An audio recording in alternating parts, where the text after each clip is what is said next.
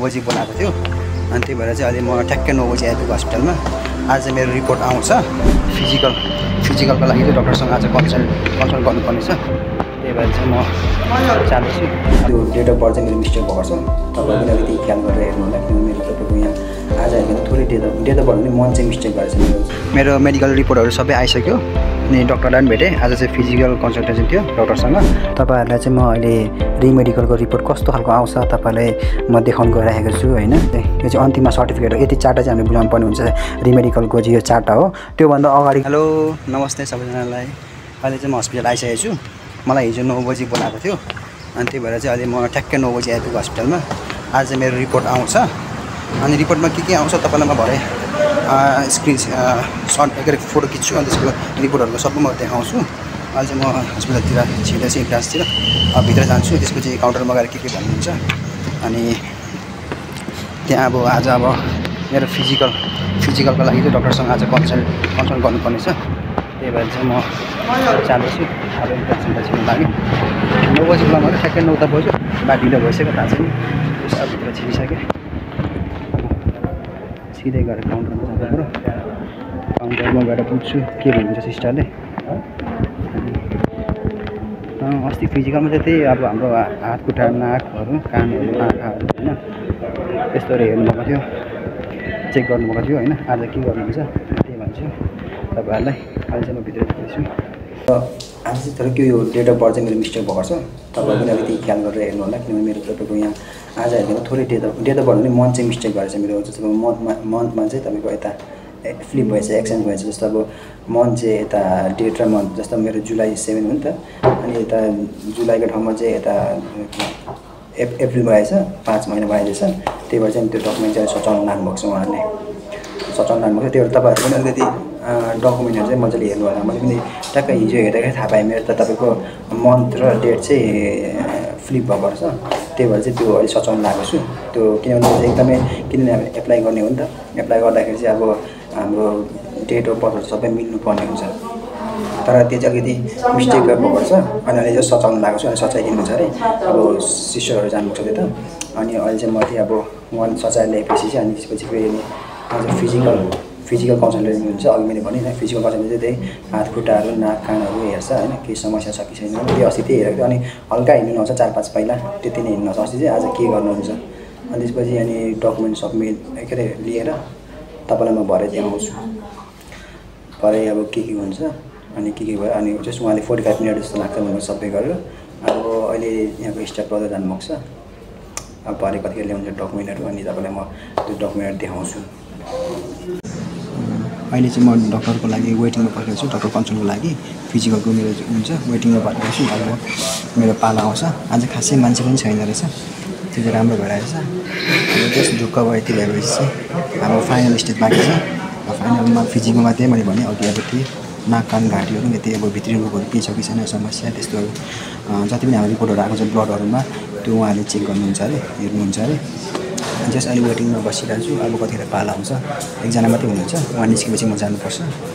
अनि त्यसपछि आज काम सकियो अनि त्यसपछि चाहिँ ढुक्क हुन्छ। त्यसपछि घर जान्छु। त्यसपछि घरमा गएर तपाईँलाई रिपोर्ट पनि देखाउँछु म कस्तो हुन्छ। योपालि चाहिँ रिपोर्टमा 3टा पेपर हुने रहेछ, 3टा पेपर हुन्छ। अब अहिले चाहिँ म मेरो मेडिकल रिपोर्टहरू सबै आइसक्यो अनि डक्टरलाई पनि भेटेँ। आज चाहिँ फिजिकल कन्सल्टेसन थियो डक्टरसँग अनि रिपोर्टहरू सबै आइसक्यो। अहिले चाहिँ म बाहिर छु, हस्पिटल बाहिर छु। अनि के अरे अब अहिले मेरो सबै क्लियर आइसक्यो, नर्मल आइसक्यो रिपोर्टहरू। अनि जस्ट खुसी लागिरहेछ। घरमा जान्छु, घरमा गएर तपाईँहरूलाई म भन्छु नि के गरेँ, मेरो रिपोर्टहरू पनि देखाउँछु। पहिला चाहिँ तपाईँको 8वटा पेजको हुन्थ्यो हाम्रो रिपोर्टहरू जम्मा यस्तो लिस्टहरू। अहिले चाहिँ 3टा मात्रै पेज हुँदो रहेछ। हामीले सबमिट गर्ने 3टा मात्रै होला सायद। अनि तपाईँलाई म त्यहाँ देखाउँछु के सबमिट गर्नुपर्ने हो, सबै त्यो डकुमेन्टहरू देखाउँछु। अनि सायद आज नभए भोलि चाहिँ मेरो डकुमेन्टहरू सबै प्रिन्ट गर्नुपर्ने छ, स्क्यान गर्नुपर्ने छ। जस्ट मेडिकल जस्ट अहिले नर्मल आयो, त्यो चाहिँ खुसी लागिरहेछ। अब जस्ट मेरो चाहिँ ट्युसडे थर्सडे बिहिबार चाहिँ मेरो सबमिट गर्ने डकुमेन्टहरू। अहिले चाहिँ म हस्पिटल बाहिर छु, घर जान लागिरहेछु। तपाईहरुलाई चाहिँ म अहिले रिमेडिकलको रिपोर्ट कस्तो खालको आउँछ तपाईहरुलाई म देखाउन गइरहेको छु हैन। यो चाहिँ एउटा स्याम्पल भयो, यस्तै हुन्छ तपाईको डिटो यो सेम यस्तै हुन्छ रिपोर्ट चाहिँ हाम्रो हैन। तपाईलाई म स्याम्पल देखाउन गइरहेको छु हैन। यस्तो हुन्छ repeat test of 5 medical examination following expression भनेको छ हैन। यहाँ चाहिँ यसरी अब हामी जसको भए पनि मेडिकल गर्नेको यहाँ फोटो चाहिँ टाँसेको हुन्छ हैन, फोटो टाँसेको हुन्छ। अनि नेम अफ मेडिकल फेसिलिटी भनेको तपाईको यहाँ तपाईको जसको गर्ने त्यसको नाम हुन्छ, कन्ट्रीको हुन्छ हैन। अनि तपाईको डक्टर हैन, या dear doctor the applicant Indian working यस्तो हुन्छ सबै नामहरु हैन। हाम्रो यहाँ पासपोर्ट नम्बर भयो हैन, हाम्रो date of birth, age, weight, height हैन, अनि होम एड्रेस सबै यहाँ हुन्छ तपाईको यहाँ डाटामा हुन्छ हैन। यो एउटा भयो रिपोर्ट हैन। अनि तपाईको अनि दोस्रोमा चाहिँ यहाँ के हुन्छ जस्तो हाम्रो यही तपाईको एचआईभी को के छ, नेगेटिभ छ कि पोजिटिभ छ, यहाँ सबै टेस्ट भएको हुन्छ। यो दोस्रो रिपोर्ट भयो यो हैन। दोस्रो रिपोर्टमा यस्तो हुन्छ हैन, सबै कुरा यो चाहिँ हुन्छ दोस्रो रिपोर्टमा। अनि तेस्रोमा चाहिँ तपाईको यहाँ क्लियरेन्स हुन्छ। यहाँ चाहिँ के भनेको हुन्छ भन्दाखेरि चाहिँ यहाँ चाहिँ तपाईको जो व्यक्तिले जस्तो अब रिमेडिकल गर्नुभएको छ नि उहाँको चाहिँ नाम यो हो, पासपोर्ट यति नम्बर हैन। तपाईको उहाँलाई चाहिँ केही पनि रोग छैन हैन। उहाँ चाहिँ अब सबै टेस्टहरु गरिसक्नु भएको छ, जति रिक्वायरमेन्ट थियो त्यो सबै गरिसक्नु भयो। त्यसमा केही प्रब्लम देखाएको छैन। उहाँ चाहिँ एकदमै स्वस्थ हुनुहुन्छ र उहाँ चाहिँ फिजिकली फिट हुनुहुन्छ, मेन्टली फिट हुनुहुन्छ। त्यही भएर चाहिँ उहाँ चाहिँ काम गर्नु सक्नुहुन्छ। त्यही भएर चाहिँ यो लेटर भनेर चाहिँ कन्फर्मेसन लेटर हुन्छ। यो आएको हुन्छ। यो एउटा तीनटा भ्यालु मेन तीनटा हो। त्यसपछि एउटा लास्टमा आउँछ समरी, उहाँहरूले कन्सर्न गरेको हुन्छ। यहाँ चाहिँ के भन्दाखेरि चाहिँ क्ल्यारिफाई सबै दिएको हुन्छ। यहाँ चाहिँ के दिएको हुन्छ भने यो चाहिँ सर्टिफिकेट जस्तो हो कि यो चाहिँ अन्तिममा सर्टिफिकेट हो। यति चारवटा चाहिँ हामीले बुझाउनु पर्ने हुन्छ। रिमेडिकलको चाहिँ यो चारवटा हो। त्योभन्दा अगाडिको पनि तपाईको यस्तो 8वटा हुन्छ, जम्मा 8वटा हुन्छ। त्यो चाहिँ म तपाईलाई नेक्स्ट भिडियोमा देखाउँछु। अहिले चाहिँ म तपाईहरुलाई बस यति मात्र आज रिमेडिकलको चाहिँ देखाउँदैछु। बस तपाईलाई रिमेडिकल कस्तो हुन्छ स्याम्पल देखाउँदैछु। हो यसरी लेटर आएको हुन्छ। यहाँ चाहिँ तपाईको आफ्नो नाम हुन्छ हैन, आफ्नो एज हुन्छ, पासपोर्ट नम्बर हुन्छ, अनि यहाँ डाक्टरको नाम हुन्छ हैन, डाक्टरको सिग्नेचर हुन्छ, डाक्टरको स्ट्याम्प हुन्छ। यहाँ चाहिँ यो चाहिँ सर्टिफिकेट हो। यो जुन चाहिँ यो व्यक्ति अहिले मेडिकलको लागि आउनु भएको छ उहाँ चाहिँ एकदमै फिट हुनुहुन्छ भनेर आएको हुन्छ कि यो चाहिँ यति हो। रिमेडिकलको लागि चाहिँ यति सर्टिफिकेट चाहिने हो हैन। रिमेडिकलमा तपाईलाई भनिहाले, रिमेडिकलमा टेस्ट गर्ने चाहिँ तपाईको ब्लड टेस्ट लिन्छ हैन, गोनोकोसी लिन्छ, अनि डर्माटोलोजिस्टको डाक्टरलाई भेट्नुपर्ने हुन्छ, अनि फिजिकल कन्सल्ट गर्नुपर्ने हुन्छ हैन। दिनेर सबैको रिपोर्टहरु यहाँ आउँछ।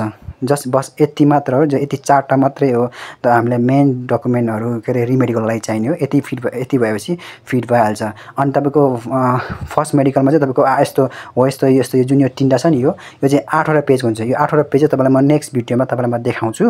अनि यस्तो लेटरसँग 9वटा हुन्छ।